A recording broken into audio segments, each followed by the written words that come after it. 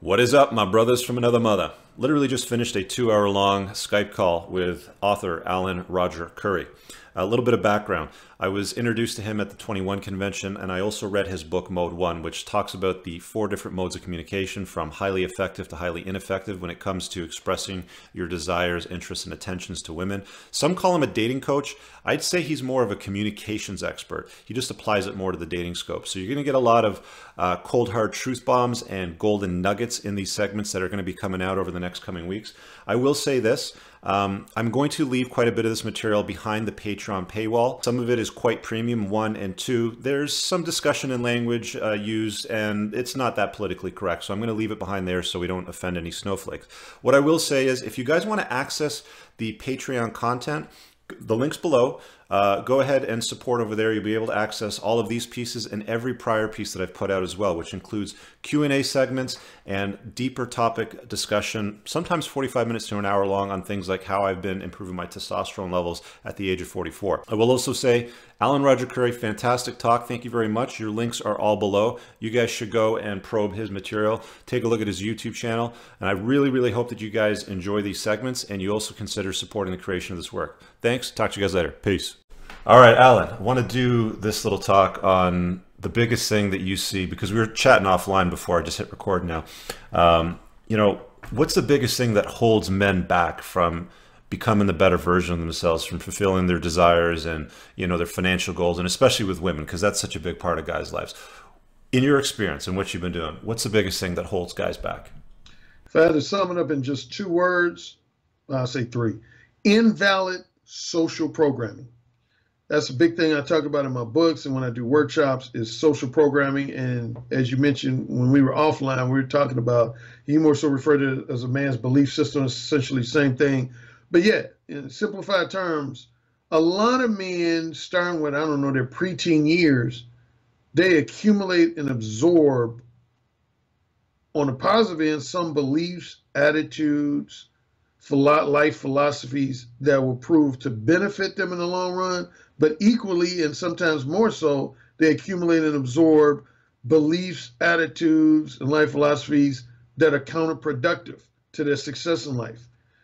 For example, an easy example with women would be guys who are frequently now referred to in the manosphere as blue pill guys.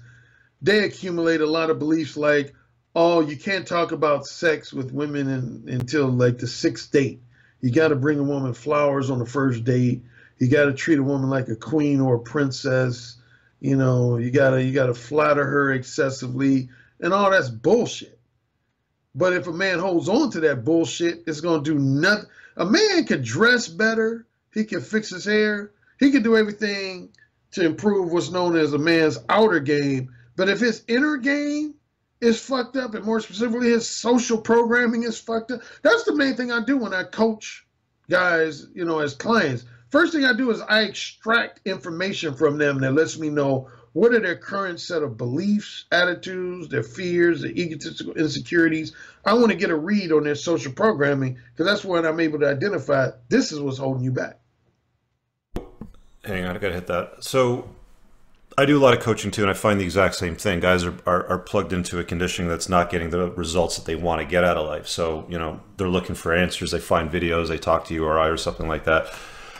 A lot of the time I find guys aren't willing to update their belief system and unplug from the social conditioning that's got them the shit results, right?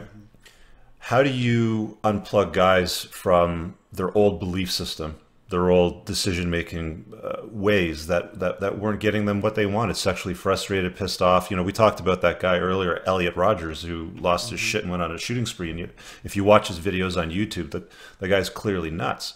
So what do you think the best way is for, guys don't want to hear the truth sometimes. They want to hear Disney fairy tales and egalitarian, stories of Cinderella princesses and happily ever after, and she never bangs the alpha or anything like that. How do you get guys to update their belief system? What is your recommendation to men when it comes to the realization they got to do something differently? Well, the first thing I point out to them is that I make guys understand that there's a difference between being likable and desirable. That's the first thing they got to learn. There's a difference between being likable and desirable. Like one of my golden rules along those lines is I tell guys is never confuse and conflate the appeal of your sexual attention and companionship with the appeal of your non-sexual attention and companionship. And that's actually a mistake that members of both genders make. But yeah, a lot of men think if they're pleasant, polite, flattering, entertaining, basically they have highly appealing non-sexual companionship to offer to a woman, that automatically means that woman is going to also find their sexual companionship appealing. And that's just not how the real world works. I mean, if that was how the real world works, cool, you and I both would know there would never be such thing as a guy who has been labeled an asshole or jerk getting laid. Those guys would, just be jacking off the internet porn all the time. But the reality is there's a lot of asshole types and jerk types that get laid. Why? Because a woman could give a guy's non-sexual companionship 2 stars, but give his sexual companionship 5 stars. Just like a man could give a woman sexual companionship 5 stars, but a non-sexual companionship 1 star. So guys got to understand, what I find a lot of guys do, man, they always seeking to be liked by women. I want to do this or say this so that she'll like me.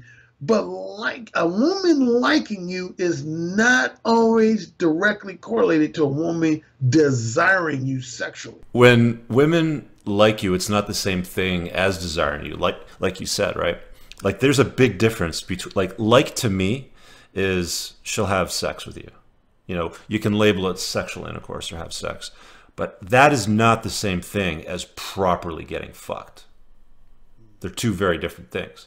And I think that's the difference between desiring a guy and liking a guy. I mean, that's been my experience anyway with the stuff that I've been, living in my life and the guys that I've been coaching. What are your thoughts on that? Oh, yeah, man. I mean, the evidence is all around, guys. How many times do you see women that have anywhere from 2 play brothers / male girlfriends to as much as 15 to 20?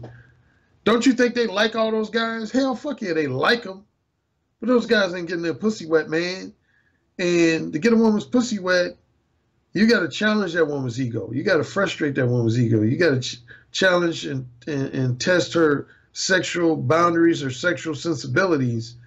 And the biggest thing you got to be is just be your own fucking man. Simple analogy or example would be, let's say you love sausage and pepperoni pizza. And you meet her with this drop-dead gorgeous woman. She says, I'm attracted to you, Frank, but I got to tell you, I don't like any man who eat anything other than white meat, so you got to stop eating sausage and pepperoni pizza if you want to be with me. See, right there, if you say, well, okay, I'll stop eating this, even though this is like my favorite food, like of all time, I'm going to stop eating it. Right there, you telling that woman you're a bitch, and she's not going to be sexually attracted to you.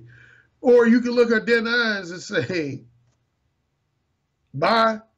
Because I'm eating this motherfucking sausage and pepperoni pizza. If you don't like it, bitch, you can step. If you were to go that route, more than likely the woman's going to have some choice words for you. Like, oh, I can't believe you said that, you asshole, you jerk. But you just got her pussy wet. I agree 100%. 100%. I've done that. I've seen that movie before. I know how it ends.